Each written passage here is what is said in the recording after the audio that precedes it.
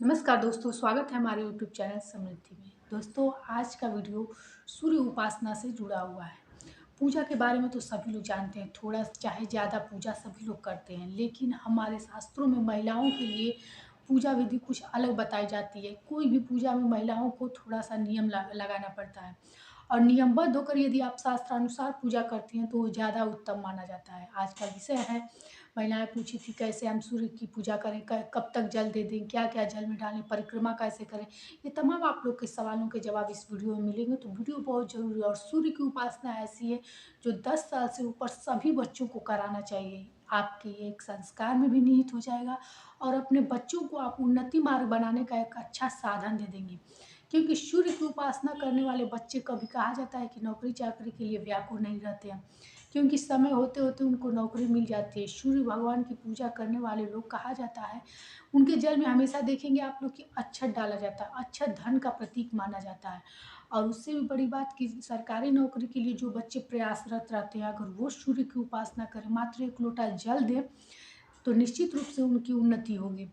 लेकिन इस जल को देने के काफ़ी नियम होते हैं। कुछ लोग होते हैं 12 बजे देंगे, कुछ लोग के मन में ये प्रश्न आता है कि हम 4 बजे, 5 बजे पूजा करते हैं, तो किस प्रकार जल दें जबकि उस समय सूर्य उदय नहीं होना हुआ रहता है।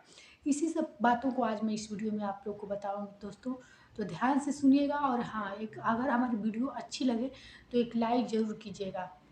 देखिए दोस्तों, सबसे पहले तो हम उन महिलाओं को बोलेंगे कि जैसे कुछ महिलाएँ हैं जो भोर में ही 5 बजे उठ जाती हैं और कहती हैं कि सूर्योदय होने के बाद हम मंदिर का पूजा कर लेते हैं, उसके बाद सूर्य उदय होने के बाद सूर्य को जल देते हैं। तो ये सरासर गलत है। कभी भी मंदिर का पूजा करने के बाद आप सूर्य को जल ना दें। और रही बात आप लोगों की ये कि हम सूर्य तो उदय हुए ही नहीं रहते और सबसे उत्तम समय माना जाता है सूर्योदय के समय ही सूर्य को जल देना। तो सूर्य आप लोग शास्त्र उठा कर देखिए, ऋषि मुनि लोग 4 बजे नदी में स्नान करने जब जाते थे, उसी नदी में खड़े होकर सूर्य को अर्घ देते थे। क्यों देते? क्योंकि सूर्य के उदय हुए बिना सवेरा होता ही नहीं है और जैसे 4 बजे भोर होती थी, सूर्योदय हो जाता है, लेकिन हमें दिखाई नहीं देता है दोस्तों। इसलिए आप लोग ये संशय अपने मन से पूर्ण रूप से मिटा दीजिए, क्योंकि समृद्धि आप लोग को शुद्ध सात्विक जानकारी देती है और शास्त्रों पे आधारित देती है। तो कि ऋषि मुनि भोर में जल देते थे, तो फिर आप क्यों नहीं दे सकती हैं? सूर्योदय का समय सबसे उत्तम माना जाता है, लेकिन 4 बजे के बाद कभी भी आप जल दें, आपको पूजा का पूरा फल मिलेगा। और किसी भी नियम के तहत यदि आप पूजा पाठ करती हैं, तो निश्चित रूप से आपको फल मिलेगा। और सूर्य की उपासना करने वाले कभी रंक नहीं होते हैं, कभी उनकी आर्थिक अवनति नहीं रहती है। कभी उनको पैसे की तंगी और नौकरी-चाकरी की बाधाएँ उनके घर में नहीं रहेगी। ये आप देखिएगा। या हम तो कहते हैं कि यदि आप लोग को ज़्यादा कष्ट है, आर्थिक तंगी ज़्यादा है, तो सूर्य भगवान की शम्भु जलने के बाद आप लोग उपवास रहना शुरू कीजिए। रविवार को उनका उपवास रहता है और सूर्य की धातु है तांबा, लेकिन हमारे शास्त्रों में मनाही होती है कि तांबे का धातु महिलाओं को, सुहागिन महिलाओं को नहीं धारण करना चाहिए। ऐसे में कुछ महिलाओं ने प्रश्न पूछे थे कि तो क्या हम पीतल के लोटे से जल दें? नहीं, सूर्य की धातु है और तांबे के लोटे से ही हर एक को जल देना चाहिए। अब इस जल में क्या-क्या मिला होना चाहिए, ये भी मैं आप लोग को बताऊँगी। उससे पहले आप लोग जान लीजिए कि सूर्य को जल देने के फ़ायदे क्या-क्या हैं। देखिए, सबसे पहले तो बहुत सारे लोग होते हैं जो मन में काफ़ी नेगेटिव ऊर्जा पालते हैं और उनका आत्मबल काफ़ी कमज़ोर रहता है। तो सूर्य को जल देने से आत्मबल काफ़ी बढ़ता है, आत्मविश्वास। और जानते हैं ना, जब कोई कार्य आत्मविश्वास से होता है तो हमारी शक्ति जो होती है 100 गुना बढ़ जाती है और इससे हम हर काम में सफलता पाते हैं। तो सूर्य को जल देने वाले का आत्मविश्वास बहुत मजबूत होता है। आभा मंडल, चेहरे की कांति जिसको कहते हैं, जिससे कि कहा जा आभा मंडल उसे कहते हैं दोस्तों कि कुछ दूर में ही आपको नेगेटिव ऊर्जा कभी छू नहीं पाएगी। आपका आभा मंडल इतना तेज रहेगा और चेहरे की कांति इतनी तेज रहेगी कि आपको देखते ही आपकी बातों को लोग पसंद करेंगे, आपको लोग पसंद करेंगे, ऐसी चेहरे की कांति होगी। देखिए, सुंदरता और बदसूरती की बात नहीं होती है, बात होती है चेहरे की कांति की। कोई-कोई तो ऐसा रहता है कि उनकी बातें सबको बहुत प्रिय लगती है और कभी-कभी किसी की सही बातें भी गलत लगती हैं। तो सूर्य जब कमज़ोर होता है तो ये सब होता है। तो सूर्य को जल देने से नौकरी-चाकरी में यदि ब बच्चे पढ़ाई-लिखाई कर रहे हैं, तो सूर्य को जल देने से उनके मार्ग में आने वाली सारी बाधाएँ नष्ट होती हैं। और यदि आप लोग के घर में आर्थिक तंगी है तो मैं आप लोग को बता रही हूँ कि जल में आप लोग को क्या-क्या डालना है। देखिए, सबसे पहले तो यदि आप लोग रोज़ पूजा करना चाहते हैं और आप लोग के पास उपलब्ध है तो थोड़ा-सा 1 बूँद गंगा जल डालिए। इससे क्या होता है कि सारा जल पवित्र हो जाएगा। देखिए दोस्तों, कुछ लोग जैसे किराए वगैरह पे रहती है, नल की सुविधा नहीं रहती है, नल का पानी सबसे शुद्ध माना जाता है। तो हम लोग टोटी के ही पानी से दे देते हैं, जो कि किचन वगैरह में सफाई से लगाया गया हो। ऐसे में जब लोग रेंट पे जो लोग रहते हैं तो कहाँ से व्यवस्था करेंगे अलग टोटी की या फिर अलग नल की। तो आप लोग थोड़ा-सा गंगा जल डाल लीजिए ताकि पूरा जल शुद्ध हो जाए। इसके बाद से उसमें अक्षत, रोरी और एक गुड़ की डॉली डाल लीजिए। यदि लाल फूल उपलब्ध है तो लाल फूल भी डालिए। और दोस्तों, हर दिन तो आप लोग कैसा कपड़ा पहनते हैं ये हमको नहीं पता, लेकिन रविवार को कोशिश करें कि लाल वस्त्र ही पहने, क्योंकि सूर्य यदि आपके जीवन में मजबूत हो जाएगा तो जितने भी बड़े-बड़े लोग देखते हैं, बड़े नेता देखते हैं, मंत्री देखती हैं या बड़े पद पे कोई अधिकारी बैठा रहता है, तो उनका कुंडली उठाकर आप लोग देखिएगा, उसका सूर्य बहुत उच्च राशि में होगा। इसलिए आप लोग सूर्य की उपासना शुरू कर दें और सूर्य को आपके घर में 10 साल से ऊपर जो भी बच्चे हैं, सबको 1 लोटा जल देने के बारे में सिखाइए दोस्तों, क्योंकि इससे समाज में मान-सम्मान तो बढ़ेगा ही, आपकी आर्थिक उन्नति इतनी तीव्र गति से होगी कि आप समाज में राजा की तरह जीवन जिएँगे।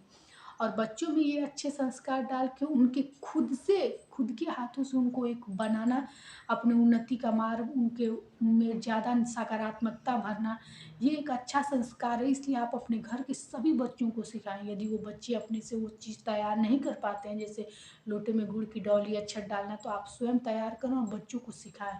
ये एक अच्छी आदत है। दोस्तों, अब मैं आप लोग को बताऊँ कि सूर्य के जल में जल देने से पहले क्या-क्या सावधानियाँ रखनी। देखिए, सूर्य को जल कभी ऐसी जगहों पर ना दें जहाँ कि आपका पाँव पड़े, पानी उसका मतलब आपके पैर से स्पर्श करे। लेकिन एक मैं यहाँ बात बताऊँगी कि कुछ महिलाएँ पूछी थी कि जब हम सूर्य को जल देते हैं तो वो हमारे पैरों पे छींटे आते हैं, तो उसके लिए हम क्या करें? देखिए, जब सूर्य को जल पृथ्वी से स्पर्श कर ले और सूर्य को जल हमेशा अपने सिर के ऊपर से देना चाहिए दोस्तों। सिर के ऊपर से क्यों देना चाहिए? क्योंकि उसमें से जो पानी के अंदर से जो सूर्य की किरण चेहरे पे पड़ती है, उसी से कांति और आभा मंडल बढ़ता है। इसलिए कभी भी आप लोग जल नीचे से ना दें कि पैर पे छींटा पड़ेगा, पैर पे छींटा पड़े इसका आप लोग एकदम टेंशन छोड़ दीजिए। कभी भी किसी को सूर्य को जल देते हुए देखिएगा आप लोग शास्त्र में उठा करके, आप देखिएगा कि सिर के ऊपर से ही देना चाहिए, कभी भी नीचे से सिर नहीं देना चाहिए, नहीं तो उसका आप लोग को फल नहीं प्राप्त होगा। और पैर पे छींटे का टेंशन छोड़ दीजिए, उस जल को लांघना नहीं चाहिए और पैर से उसको कुचलना नहीं चाहिए। ये सिर्फ़ नियम है हमारे शास्त्रों में, और इस प्रकार की भ्रांति अपने मन में मत पाला कीजिए कि पैर पे छींटा जाएगा, ये सब कोई बात नहीं। मैंने कुछ लोगों को देखा है, अब जो भी उनको राय दिया हो कि वो लोग बाल्टी में जल देती हैं। देखिए, कोई भी पूजा पाठ हो, अग्नि ही जब हम लोग कोई भी हवन पूजा कराते हैं तो धरती से स्पर्श कराते हैं, या फिर जब हम भगवान का पैर छूते हैं तो धरती से जब तक हम स्पर्श नहीं करेंगे हमारा वो प्रणाम स्वीकार नहीं होता है। इसलिए धरती पर जल देना चाहिए, पृथ्वी पर जल देना चाहिए, न कि बाल्टी में रख के या किसी पात्र में रख के जल नहीं देना चाहिए। ये सभी बात गलत है। और महिलाएँ जो कि अपने मन में कह रहे थे, पूछी थी कि तांबे के पात्र से हम जल दे सकते हैं? बिल्कुल जल दे सकते हैं, क्योंकि तांबे की धातु धारण नहीं करनी चाहिए। पात्र आप लोग यूज़ कर सकती हैं और सबको तांबे के पात्र में ही जल देना चाहिए। तो दोस्तों, आज का वीडियो यही था कि आप लोग को सूर्य को जल कैसे देना है और किस विधि से देना है। कुछ लोग सूर्योदय कालीन देना चाहते हैं, तो सबसे उत्तम समय वही होता है कि सूर्योदय पर ही दें। देखिए, 4 बजे के बाद यदि आप लोग 8, 9, 10 बजे तक भी देते हैं तो ठीक है।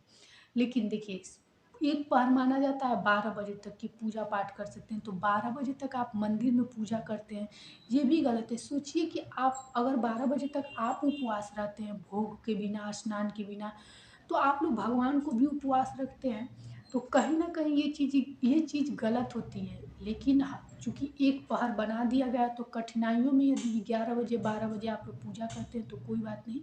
कोशिश किया कीजिए कि 9-10 बजे तक अपने घर के मंदिर में भी पूजा कर लें और सूर्य को भी जल दे लें, तुलसी को भी जल दे लें। सूर्योदय के समय जल नहीं दे पाते हैं, कोई गलती नहीं है, लेकिन कोई विशेष कामना, विशेष पूजा, विशेष मन्नत आप लोग के मन में है, तो ज़रूर कोशिश किया कीजिए कि 4 बजे से लेकर के शुरू होता है सर यानी 7 बजे तक आप लोग जल दें।